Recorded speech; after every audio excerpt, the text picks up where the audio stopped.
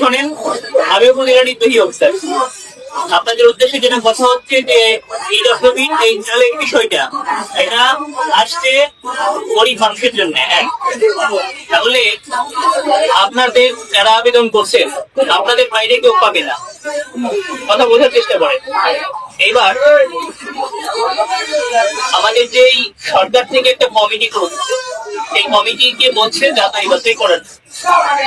এইটা ঠিক যে যাতাই বাছাইয়ের সময় অনেক ক্ষেত্রে আপনার কথা শুনে বোঝা যায় না যে আপনি আসলেই গরিব কিনা, আপনার থেকেও বেশি গরিব কেউ আছে, যাতাই বাছাই করতে অসুবিধা আছে।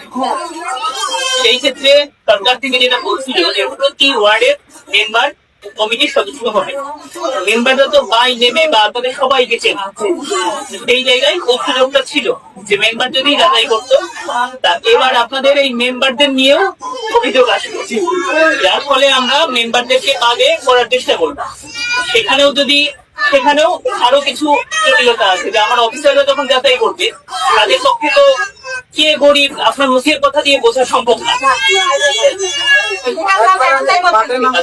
তাহলে আপনারা যখন আবেদন করছেন, আরেকটা কথা, আপনারা যখন আবেদন করছেন আবেদনের মধ্যে থেকে সব তথ্য দিচ্ছেন যে আপনাদের এই কতটুকু গরিব আবেদনের এইটা ঠিক অনেক কিছু বোঝা যায়।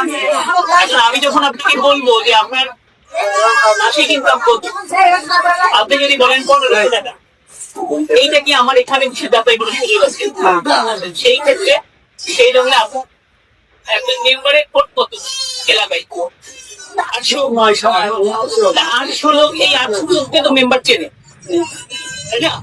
আমরা এই জন্য মন্ত্রণালয় থেকে সরকার থেকে যে কমিটি হয়েছিল সেখানে মেম্বারকে রাখি। যেহেতু আপনাদের এইটা নিয়ে অভিযোগ, আমরা এইটা আরো উচ্চ পর্যায়ে কথা বলে আজকের মতো আমাদের এই রেস্টুরেন্ট থাকবে। আপনার পরবর্তীতে আপনাদেরকে জানিয়ে নোটিশ করে আপনাদের এই আইবা প্রক্রিয়া কিভাবে বাছাই করা যায় সেখানে